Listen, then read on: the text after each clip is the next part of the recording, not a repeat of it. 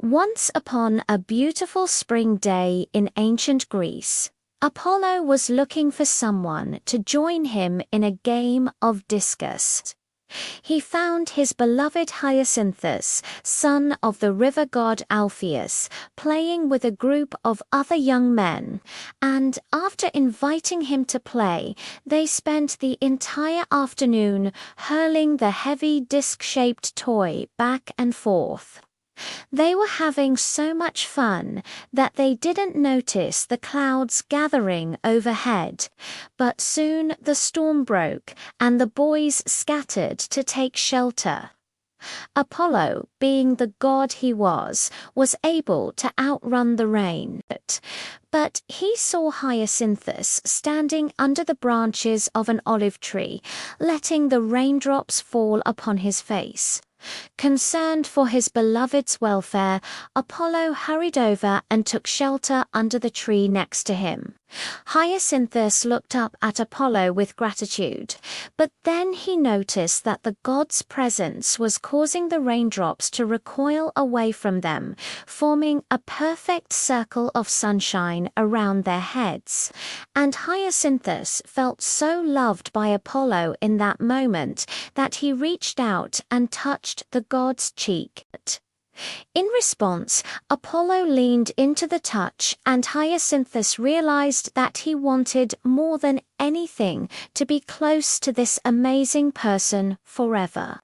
So when Apollo asked if he wanted to play another game of discus, Hyacinthus instead asked to be turned into a flower so that he could always stay by his side. And although Apollo knew that he could never love anyone as much as he loved Hyacinthus, he still couldn't bear to refuse his request. So with a kiss, he transformed Hyacinthus into the beautiful flower that bears his name. Well, folks, that was a perfectly lovely little story, wasn't it? Too bad it's not true. Let me tell you the real tale of Apollo and Hyacinthus, one that even the gods couldn't stop. Back in those days, Apollo was only known as the leader of the arts. His father, Zeus, had yet made him a god, and Hyacinthus was just a mortal prince who'd been set to marry the beautiful princess Daphne. Now, you may have heard her story before. She was the one who ran through the forest and prayed to the earth goddess Gaia to save her from the advances of the satyr Pan. And in answer to her prayer, Gaia turned her into a laurel tree. And because she rejected Pan, he cursed her so that no one would ever sing of her beauty again.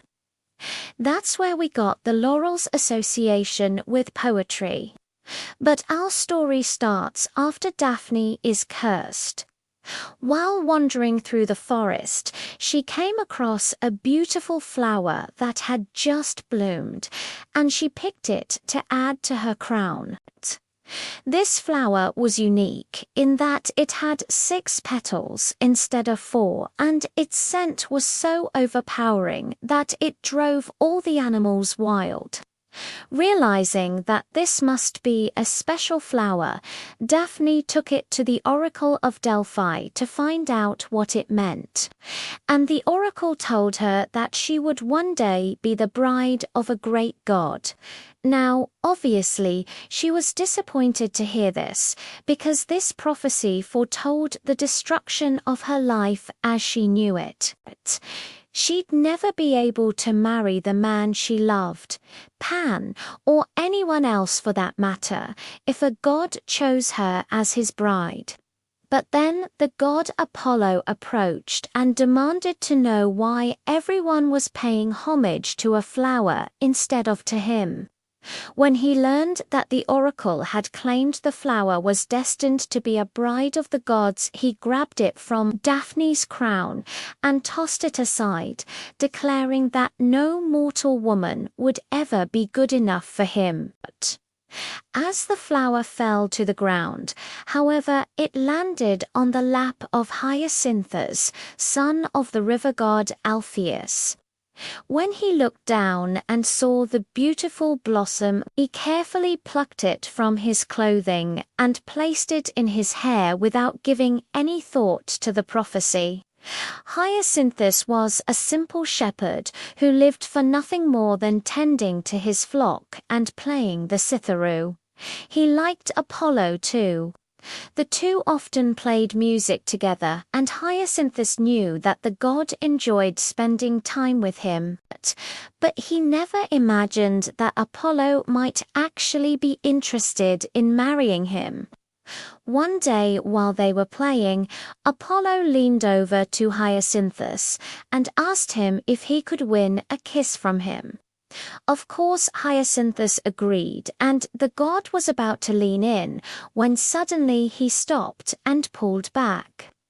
Hyacinthus was confused and asked what was wrong, and Apollo replied that Hyacinthus's breath smelled like sheep, so he refused to let him kiss him until he'd brushed his teeth.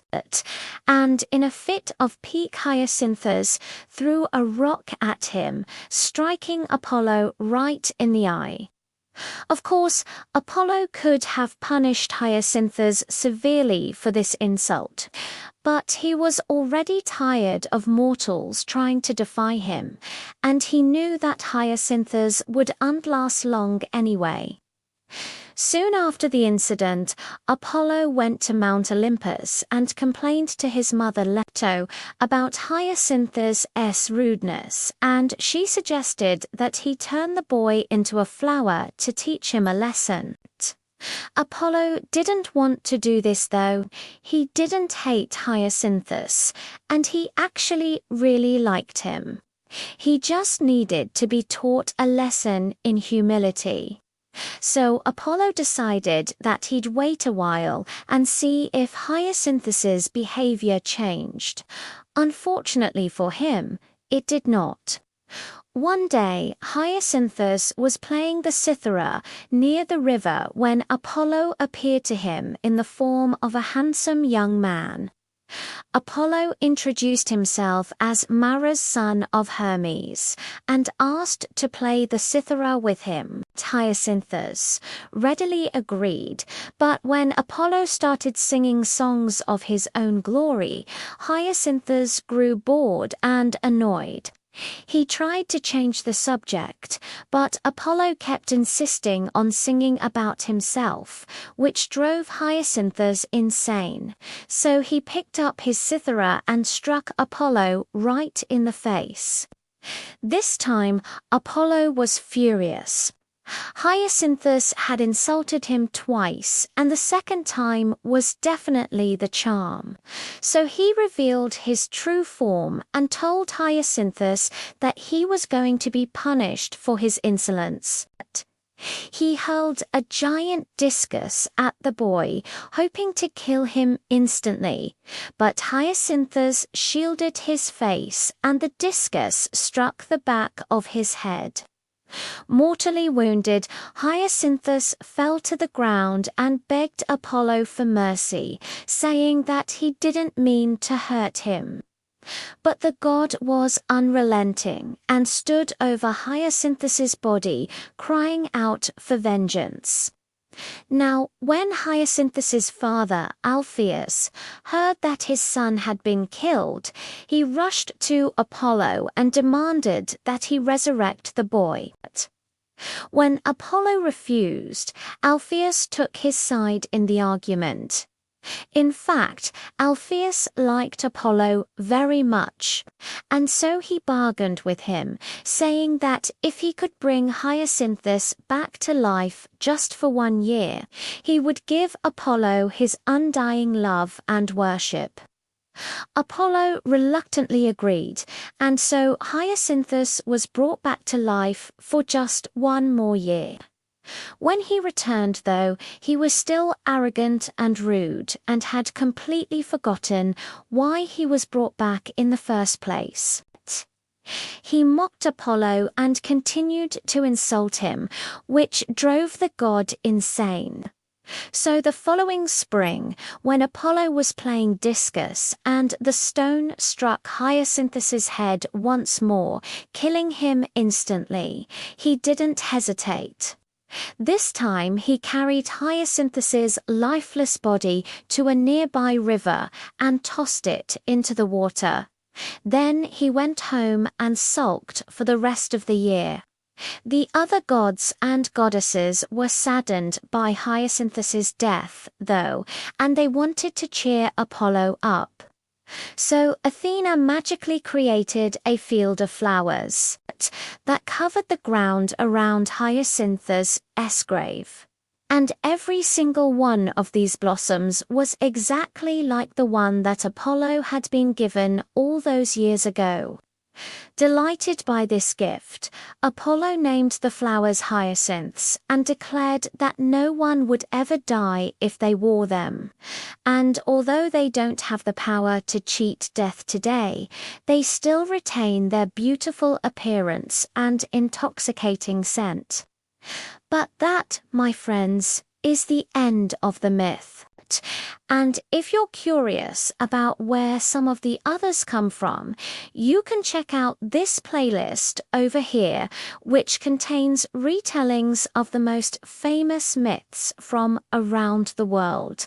And if you enjoy my content, feel free to subscribe and leave a like. But until next time, I'm your host, and remember, John shot first.